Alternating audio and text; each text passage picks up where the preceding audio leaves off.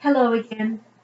Welcome to the last of our Sisters in Scripture. We're taking a closer look today at the woman at the well as appears in the 4th chapter of John's Gospel. All of the women we've studied have been in pairs, Rachel and Leah, Mary and Martha, with the exception, of course, of Rebecca, who served as a link between generations. This woman and Mary Magdalene before her never actually meet to our knowledge, but they're paired here in the scripture study because they both have this remarkable encounter with Jesus. And they're both remembered by history in somewhat different ways.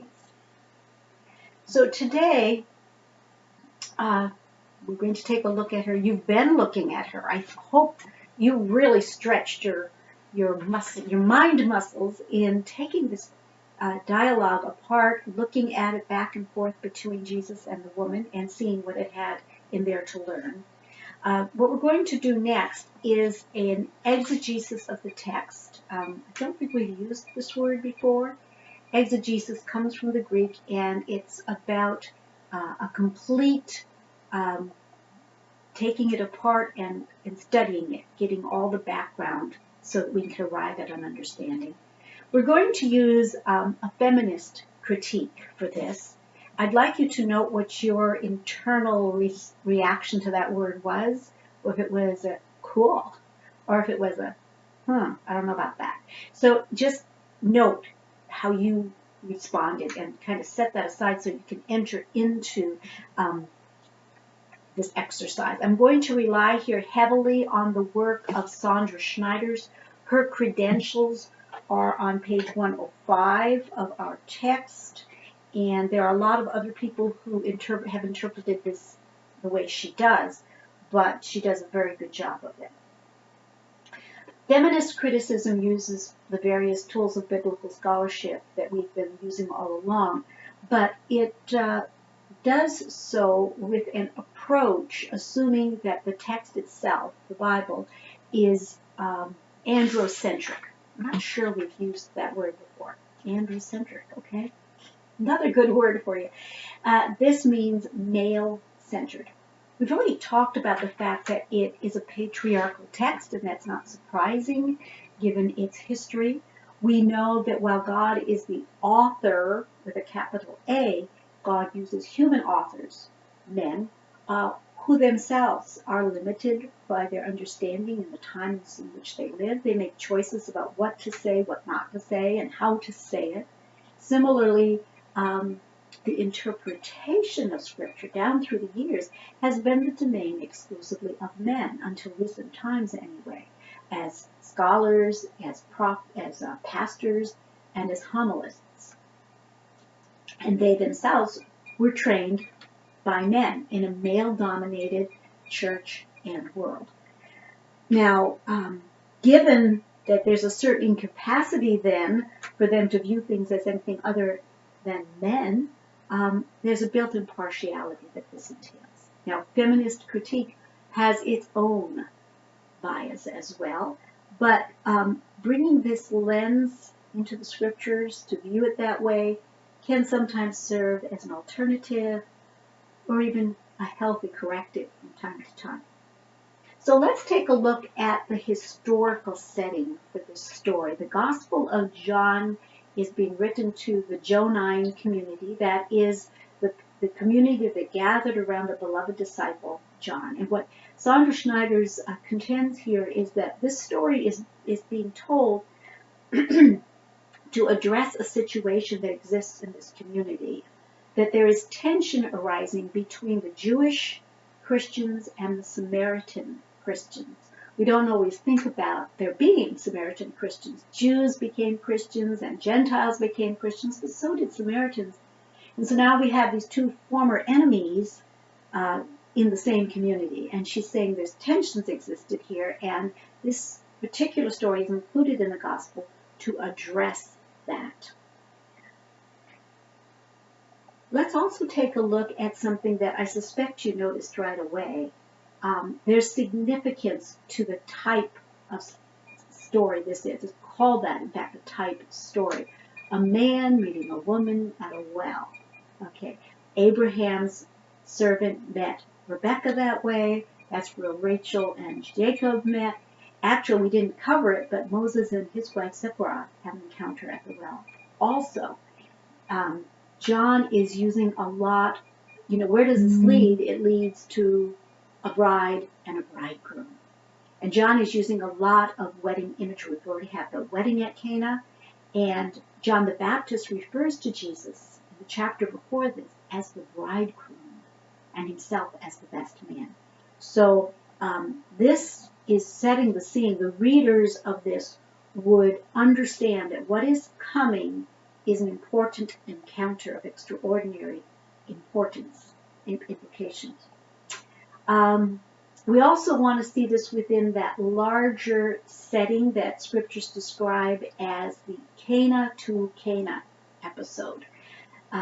It begins, chapters 2 through 4 begins with the wedding at Cana, and it ends with the royal official's son at Cana. Remember, the themes drive the narratives, and the theme here is coming to faith and coming to believe in who Jesus is. So we see a progression. It starts out with his closest followers believing because of the miracle of the wine, and it ends with a non-Jew coming to believe in Jesus simply on the strength of his word. We have two important discourses that happen in these chapters. One is Nicodemus and the other is the woman at the well. They are meant to reinforce and contrast each other. Nicodemus comes in the middle of the night. This woman at the well's encounter is in the middle of the day. Nicodemus leaves. It's not resolved that he's come to faith, although later he reappears. We know he does. But she very clearly comes to faith and brings the whole town with her. But perhaps the most noteworthy contribution that Schneider's brings to this pericope is what she does with the conversation. It's similar to what you did in your study for today, taking it piece by piece and seeing the back and the forth between the woman and Jesus, how the woman immediately sees this within a theological construct. Jesus asks for a glass of water, a drink of water, and she says, "Aren't you breaking your Jewish tradition here?" She also is the one to remind him of their common ancestor, Jacob. So, but I think where things take a decided turn, and we all, I think, are set in the pew on, why is that? What is that about? The middle portion of the 5 husbands, Jesus brings this up. What is that about? Why is that in there? We've learned by now to pay attention to those speed bumps in the text. And Schneider's offers us an intriguing possibility here that I would commend to you to consider. First of all, this is based on three suppositions. The first one being the fact of it a type story. This is bride-bridegroom language, bride-bridegroom setting, and bride-bridegroom symbolism that we're talking about. Secondly, the woman is a representative character. At this point, we're not just talking about a woman. We are talking about what she represents. Jesus is the bridegroom and she is the bride. Jesus is the new Israel. She is Samaria. And thirdly, the terms adultery and idolatry are in the Jewish thought and in the New Old Testament virtually synonymous. They're used interchangeably. The prophets continually refer to Israel's breaking covenant with God, committing idolatry, as adultery, as being the same as breaking a marriage covenant and committing adultery. So idolatry, adultery are interchangeable in this thinking. So with this understanding, The woman then represents Samaria, and those 5 husbands, this troubling part that Jesus brings up, as a Jew, he knows exactly what he means. Those are the false gods of the 5 foreign tribes that the ancestors of Samaria worshipped when their remnants returned from Assyria. Okay, now this might seem obscure to us. It's in 2 Kings chapter 17, but this would not be obscure to Jesus, to the Samaritans, or the Jews of his time. The Jews would throw this in their face constantly, and certainly not to the Samaritan Christians and the Jewish Christians of the Johannine community. And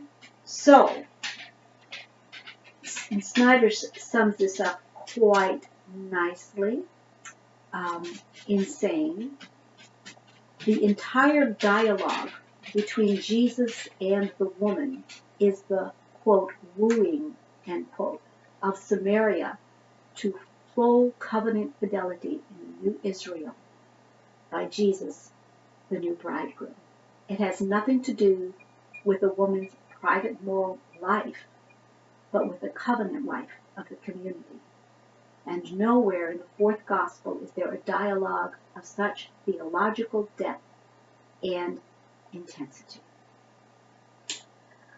A completely different interpretation of this somewhat odd piece in the middle of this very, very important conversation.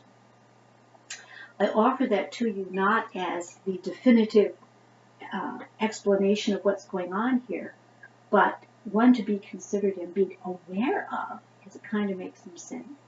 And it certainly stands in marked contrast to how it is usually interpreted. If nothing else, I think it shows us that maybe we can't assume explanation, understanding. It may not be what we think. That could be a good place to end. One of the things we've learned a lot in Sisters in Scripture is there is so much more to this than meets the eye. I hope you've learned to dig deeply. I hope you've learned that asking questions is a good thing. I hope that your faith has been enriched. The stories that the prayers that you've shared with one another have been made more whole, made more sacred by receiving the stories and the prayers of others. Whatever it was that attracted you to the Bible and brought you to the Scripture study in the first place has been enriched and blessed, and been a blessing to others. Hope you've learned to listen to God's whispering in your lives and learn to honor that in one another. It has been my very great honor and privilege to have created this study, to have accompanied this time with you as you used Sisters in Scripture. Thank you for this invitation into your lives, and God bless your growth in faith and in the Scriptures. Thank you again for asking me.